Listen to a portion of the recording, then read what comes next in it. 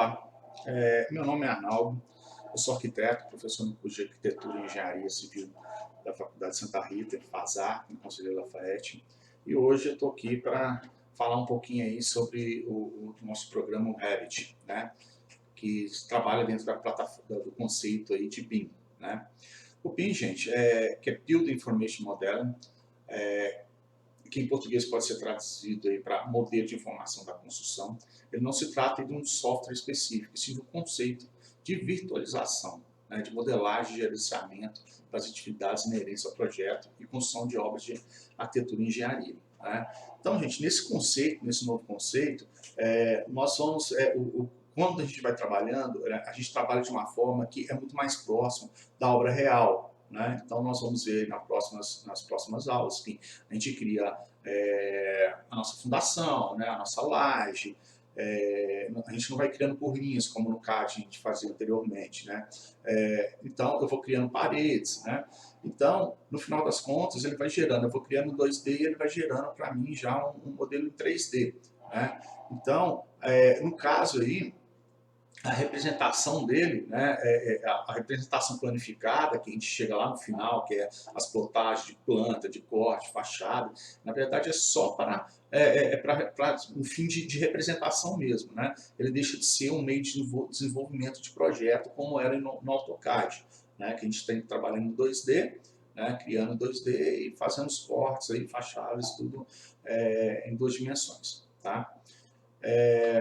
As vantagens do BIM sobre o CAD é que ele permite a conferência fácil e rápida de compatibilidades entre diversos projetos, que a gente chama de clash detections, né? Então, se você tem algum elemento aí transpassando algum outro elemento, isso fica muito mais fácil de detectar e de resolver esse problema, né?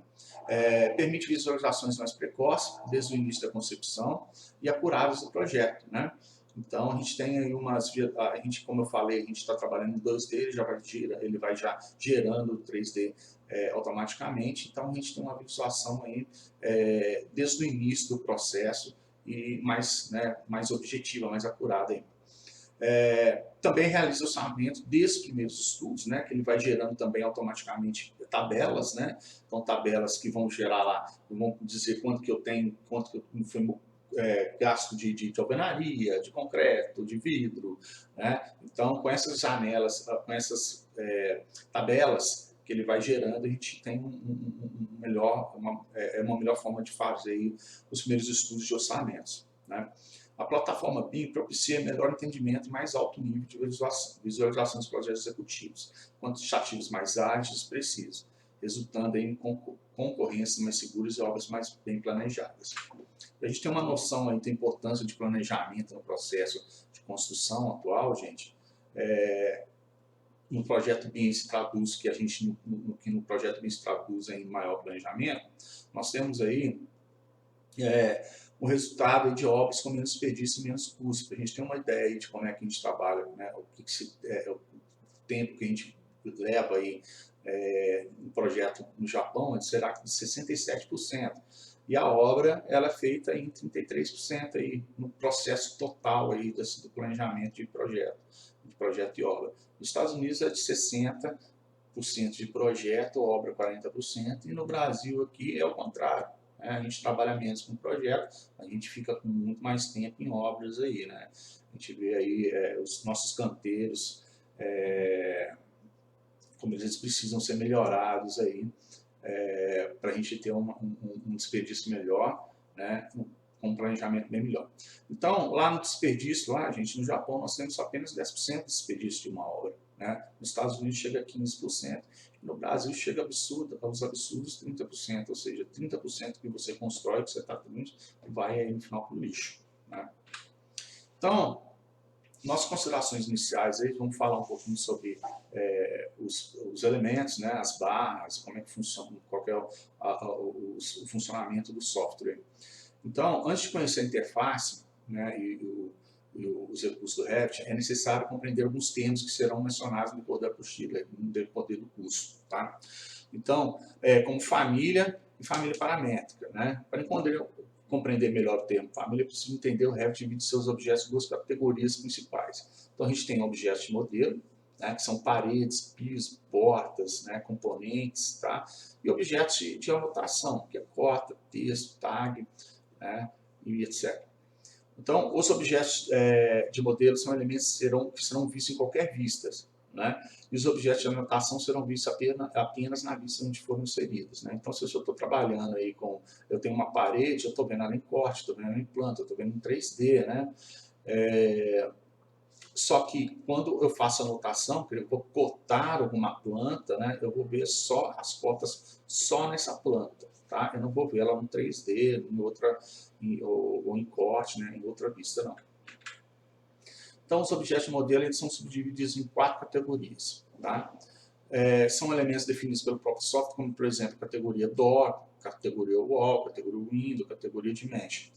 Famílias são os elementos dentro das categorias, que podem ser criados pelos próprios usuários ou pré-definidos pelo Revit. Tá? Dentro da categoria DO, por exemplo, podemos ter mais de uma família de porta, mas todas elas possuem a mesma característica de porta. Ou seja, se você está trabalhando, inserindo uma família, uma porta aí, se você quiser carregar uma outra porta que você conseguiu, né, em algum site aí que disponibiliza, ou você conseguiu de uma outra forma aí, você não consegue carregar essa porta quando você está trabalhando em outra família, que seria, de repente, de janela, né? Então, a porta ela sempre vai trabalhar dentro da família de porta, tá?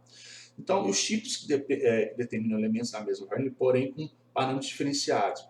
Uma mesma porta pode ter diferentes proporções materiais, sem necessariamente pertencer a uma outra família, né?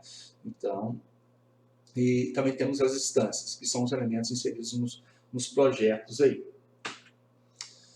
Uma família pode conter vários tipos com parâmetros diferenciados, daí o termo surge família paramétrica. Isso significa que ao criar uma família é possível flexibilizar suas características, por exemplo, por exemplo, altura, largura, espessura, o tipo de material e tal, etc. Para que eles possam ser alterados a qualquer momento durante a criação do projeto, sem que haja necessidade de criar várias famílias iguais com parâmetros distintos. Então, nós vamos lá para a tela inicial, né? Na tela de abertura do programa, é apresentado ao usuário a opção de iniciar um novo projeto, abrir um projeto existente, iniciar uma nova família, você pode criar uma família ou abrir uma família já existente. Tá? Então, aqui é a nossa tela de abertura aí do Revit, né? Esse modelo do Revit 2021, né? Onde que eu tenho aí, onde que eu vou abrir, né? Um projeto que já está sendo desenvolvido, ou criar um novo projeto, né? Ou família que você está desenvolvendo, que você quer abrir essa família para fazer alguma modificação, né? Ou desenvolver uma nova família.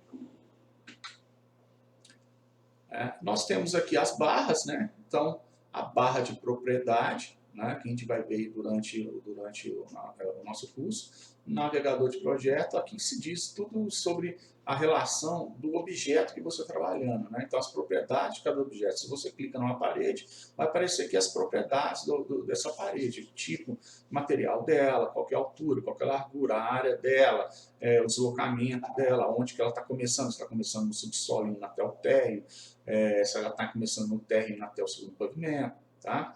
E o navegador de projeto é onde que a gente vê aqui onde que estão nossas plantas, né? Onde que a gente muda, olha, eu quero ir para a planta de subsolo, eu quero ir para o corte, onde que eu vejo aí as minhas tabelas que foram criadas. Barra de status, né?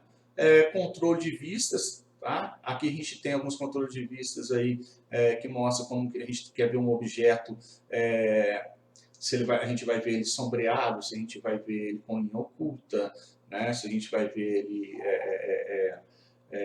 uma função mais realista, né? E também é isso, a qualidade dele, uma qualidade baixa, que eu quero ter uma vista dele com uma qualidade mais baixa, uma qualidade média, uma qualidade mais alta, tá? Nós temos aí uma ferramenta, né, de acesso rápido, uma barra de ferramenta de acesso rápido aqui, né, onde a gente pode acessar 3D, corte, cota, né, de um acesso mais rápido. Aqui nós temos as barras de ferramentas, né, onde eu vou mostrar aqui, ó, onde que tem aqui a arquitetura, né, modificar, colaborar, né? E lá dentro da arquitetura, onde vai ter porta, janela, né? Os componentes, telhado, por aí vai. Então, essas Rainbows aí fornecem todas as ferramentas necessárias para criar um projeto através de abas separadas por tarefas. Pode ser personalizado, alterando e reorganizando os painéis que contêm as ferramentas. Então, aqui, né, eu tenho aí a barra arquitetura, são encontrados aí elementos de criação, né, como paredes, as portas, janelas, telhados, pisos, né, rampas, corrimãos, além de anotativos, quantificador de áreas e ambientes também. Tá? Aba de estrutura, ferramenta para criação de sistemas estruturais, como vigas, TIs, fundações. Aba de sistemas, para criação de sistemas elétricos, hidráulicos e mecânicos. Aba de inserir, que são encontradas funções de importação, né, importar arquivo tipo CAD, né, inserir uma imagem, carregar blocos de famílias, grupos. A barra anotar, que é a barra que a gente vai fazer nossas cotas aí, símbolos de norte, tags, cotas de nível, linhas de desenho. A aba massa e terreno, para trabalhar com massa volumétrica, modelagem aí, e modificação de topografia, né, inserção de vegetação. Então, normalmente, quando a gente vai criar um terreno aí, a gente vai começar um projeto aí, a gente importa o arquivo CAD lá do nosso terreno, né, do levantamento topográfico, e a gente modela o nosso terreno a partir desse arquivo. Aba colaborar, ferramentas para coordenar e gerenciar trabalhos aí, equipe, quando tem mais de uma pessoa trabalhando no mesmo projeto. A de vistas, para a criação de vista 2D, 3D, com cortes, as elevações, planta de pista não habilitadas, que não constam na janela Project Browser. Ferramentas de criação de tabelas quantitativas, pranchas para impressão e etc. A aba de gerenciar, ferramentas para configurar o projeto, comunidade de medidas, materiais, espessura de tipos de linha, posição geográfica e etc. A aba modificar, ferramentas para edição de objetos, como copiar, mover, cortar, estender. Então, aí a gente tem até alguns elementos aqui, tipo alinhar, mover, copy, né, que a gente já conhece o AutoCAD, a gente tem alguns elementos aí que funcionam mais ou menos, alguns comandos aí que funcionam mais ou menos como no AutoCAD mesmo. Tá? E a barra de opções está vinculada à determinação de criação de objetos, né, como parede ou telhado. Então, normalmente, essa barra de opções aqui, ela abre quando você está dentro de um comando específico, né? Ela não fica aberta na barra na Windows lá em cima, não. Tá? Então, a gente tem a paleta de propriedades, permite alterar vários parâmetros de um componente, selecionado e editar tipo, né? Bem como acessar seletor de tipo, que apresenta uma lista de diferentes tipos de objetos que pode ser adicionados a projetos, né, que eu falei anteriormente. Então, se eu seleciono um objeto, aqui eu vou ter todas as informações sobre esse objeto, né?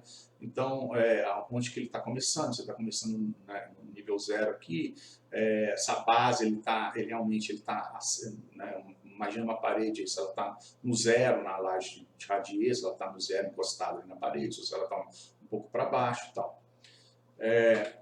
Paleta de navegador de projetos, né? Que é uma paleta de projeto que apresenta todas as vistas 2D e 3D de um projeto organizado no sistema de árvores, expandido ou retraído em cada ramificação.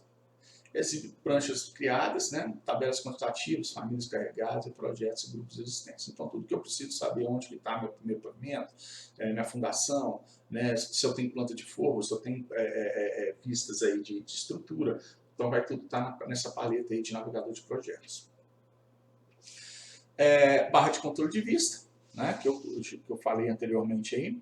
A barra de controle possui controles que consistem em atalhos gráficos de vários comandos da vista, tais como escala, o nível de detalhamento que você quer ver, estilos de gráficos, sombras, região de recorte, ocultar e isolar objeto, algumas vistas tais como as folhas, modelos 3D, vistas de renderização, apresentam controles limitados e não apresentam, por exemplo, a ferramenta escala. Opções. Através da adaptação do menu é possível acessar as opções. Opções de programa, janela, opções oferecem ajustes como notificações, lembrete, salvamento, nome de usuário no campo geral. No campo interface do usuário é possível configurar atalhos, teclado, e comportamento das árvores de Rainbow. Tá? Então, no campo gráfico, é possível inverter aí a cor do plano de fundo da área gráfica, escolher as cores de seleção, pré-seleção e alerta de objetos e alterar o tamanho da fonte dos códigos temporários. Locais de arquivo, é possível alterar o diretório de busca de famílias e alterar a pasta de salvamento dos arquivos criados no Revit. No campo ViewCube, é possível configurar o comportamento do ViewCube aí. Então, nós temos a função do mouse, que é o botão, né, botão do lado esquerdo, o botão de seleção, né, o scroll, que é o zoom, tá? E o botão Enter aí, que abre a janela com várias opções, né? Então você vai abrir aí, quando você cria um Enter e dá um botão do lado direito em cima do objeto, ele abre um quadro de diálogo aí que vai te dar algumas opções do que você pretende fazer com esse objeto aí, né? Ocultar, desocultar, tal, né? Ou criar um similar, tá? Aqui nós temos algumas atalhos algumas teclas de atalho, né? Adicionar elementos na seleção, né? No Ctrl, né? Então quando você seleciona um objeto, você quer selecionar mais um objeto, você aperta o Ctrl, né? Remover elementos da seleção, Shift.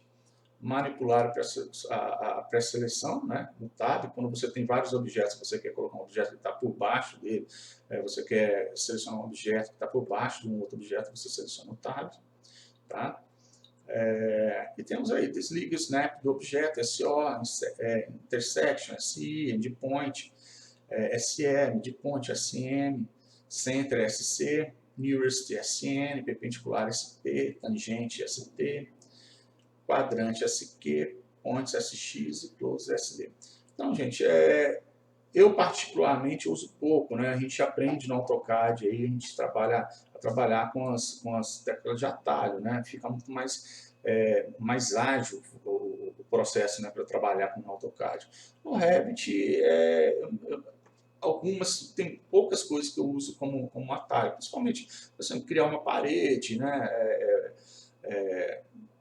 Você criar um elemento similar, você clica num elemento para criar um outro elemento igual, né? Então, isso que a gente vai ver durante o curso, eu vou usar esses atalhos aí, né? E a gente vai trabalhar, vocês vão ver durante o nosso curso, tá? Então, essa aula seria só para apresentação realmente aí, muito básica aí do conceito de BIM, né? Do próprio Revit, né? Da sua interface, né? E próxima aula aí, nós vamos começar colocando a mão na massa mesmo, já modelando, né, importando uma casa, aí, um projeto do AutoCAD para o Revit, e modelando essa casa, conhecendo todos os seus elementos e os comandos mais importantes aí do nosso software, o Revit. Ok? O Revit, gente, como você pode baixar, né, o Revit original aí, pelo site da Autodesk, tá? É só você digitar aí Autodesk Estudante, que você vai cair direto numa página aí que você tem os softwares aí da Autodesk para fazer o download, né? Você tem que fazer um login, né? Criar aí uma conta na Autodesk, tá? Eles vão te pedir, vai ser pedido para você algum documento que prova que você é estudante, né? E depois ele te libera o acesso para você fazer o download e instalar o software aí na sua máquina. Tá? Lá também tem os requisitos dos sistemas, que é bom dar uma olhada, né? Se sua máquina suporta que ele rode e tal. Né? Esse download aí, né? essa licença aí, a gente tem essa licença por 1 ano. Né? Então, enquanto a gente está estudando aí, né, o professor também tem essa vantagem aí. Todo ano a gente é só fazer aí de novo aplicar de novo aí um documento dizendo que você está dentro da universidade, né, você é estudante ou você é um professor. Ok? Muito obrigado, então até a próxima aula.